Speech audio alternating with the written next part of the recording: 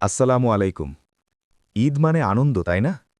আপনার পাশের বাড়িতে কি আনন্দ হচ্ছে কিনা খবর নিয়েছেন? চলুন ঘটনায় যাই। উত্তরাঞ্চলের এক ছোট্ট গ্রাম, ইকলিমপুর। চারদিকে সবুজ ধানক্ষেত, মাঝখান দিয়ে কাঁচা রাস্তা আর কিছু টিনের ছোট ছোট ঘর। এই গ্রামের এক কোণায় বাস করত এক গরিব পরিবার। পরিবারের কর্তা আব্দুল করিম, একজন দিনমজুর। সকালে ঘুম থেকে উঠে কাজের খোঁজে বের হওয়া আর সন্ধ্যায় ক্লান্ত শরীরে বাড়ি ফেরা, এই ছিল তার জীবন। তার স্ত্রী আমিনা খাতুন শান্ত ধৈর্যশীলা একজন নারী, আর তাদের দুই সন্তান 10 বছরের রাশেদ আর 6 বছরের সুমাইয়া। রমজান মাস চলছিল। গ্রামের মসজিদ থেকে ভেসে আসত আজানের সুমধুর ধ্বনি। সবাই ইবাদতে ব্যস্ত, কিন্তু করিমের জন্য এই মাসটা ছিল আরও কষ্টের। কারণ রোজা রেখে কাজ করা সহজ নয়, আর কাজ না পেলে তো উপোসই। একদিন দুপুরে করিম কাজ খুঁজতে বাজারে গেল। এক জায়গায় দাঁড়িয়ে বলল, ভাই, কোনো কাজ আছে? লোকটা মাথা নাড়িয়ে বলল, আজকে কিছু নেই। এক জায়গা, 2 জায়গা, 3 জায়গা, কিন্তু কোথাও কাজ নেই। ক্লান্ত শরীরে করিম বাড়ি ফিরল। ঘরে ঢুকেই দেখল আমিনা হাঁড়িতে কিছু একটা নেড়ে দিচ্ছে। কি রান্না করছো? আমিনা একটু হেসে বলল, অল্প একটু খিচুড়ি, যা আছে তাই। ইফতারের সময় 4 জন মিলে বসল। সামনে ছোট্ট একটি প্লেট, সামান্য খিচুড়ি, কিছু মুড়ি আর 1 গ্লাস পানি। রাশেদ চুপচাপ খাচ্ছিল। সুমাইয়া মাঝে মাঝে মায়ের দিকে তাকাচ্ছিল, কিন্তু কেউ কোনো অভিযোগ করল না, কারণ তারা শিখেছে অল্পতে শুকরিয়া আদায় করতে হয়। দিন যেতে লাগল। রোজা প্রায় শেষ, ঈদ আসছে। গ্রামের অন্য বাচ্চারা নতুন জামা নিয়ে গল্প করছে, আমি লাল জামা কিনছি, আমি নতুন জুতো। এই কথা শুনে রাশেদ আর সুমাইয়ার মনটা কেমন যেন হয়ে যায়। এক রাতে রাশেদ ধীরে ধীরে বাবার পাশে এসে বসে।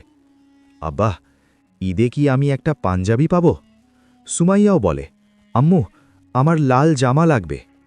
এই কথাগুলো শুনে করিমের বুক কেঁপে ওঠে।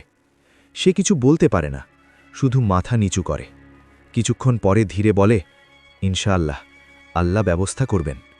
কিন্তু তার নিজের মনেই তখন প্রশ্ন, কিভাবে? ঈদের আগের দিনটাও অন্য দিনের মতোই কেটে গেল। করিম সারা দিন কাজ খুঁজল, কিন্তু কিছুই পেল না। বাড়ি ফিরে এসে দেখে ঘরে প্রায় কিছুই নেই। চাল শেষের পথে, টাকা নেই, আর বাচ্চাদের নতুন জামা তো দূরের কথা। রাতে বাচ্চারা ঘুমিয়ে পড়ল। ঘরের ভেতর নীরবতা। আমিনা আস্তে আস্তে কাঁদতে লাগল। ওদের কি বলবো? ঈদের দিন ওরা কিভাবে হাসবে? করিম আকাশের দিকে তাকালো। চোখ ভিজে গেল। হে আল্লাহ, তুমি তো সব জানো, তুমি একটা ব্যবস্থা করে দাও। রাত তখন গভীর। হঠাৎ দরজায় টোকা। টক টক। করিম দরজা খুলে দেখে গ্রামের মসজিদের ইমাম মৌলানা হাফিজ সালেহ, সাথে কয়েকজন মানুষ। ইমাম হাসি মুখে বললেন, করিম ভাই, আমরা জাকাত আর ফিতরা বিতরণ করছি, এটা আপনার হক। তার হাতে তুলে দিলেন 1 বস্তা চাল, কিছু টাকা আর 2টো নতুন জামা। করিম যেন বিশ্বাসই করতে পারছিল না। তার চোখ দিয়ে অশ্রু গড়িয়ে পড়ল। আল্লাহ আপনাদের উত্তম প্রতিদান দিন।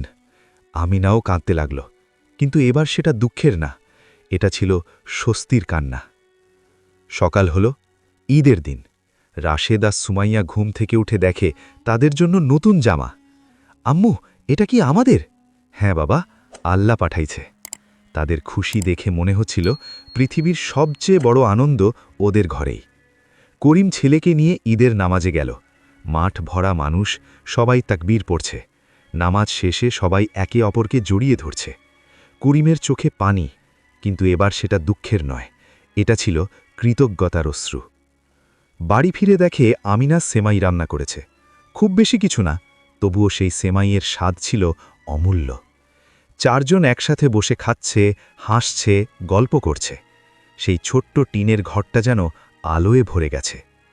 সেদিন করিম বুঝেছিল, ঈদ মানে শুধু নতুন জামা না, ঈদ মানে শুধু ভালো খাবার না, ঈদ মানে আল্লাহর উপর ভরসা, অল্পতে সন্তুষ্টি আর অন্যের সাথে ভাগাভাগি।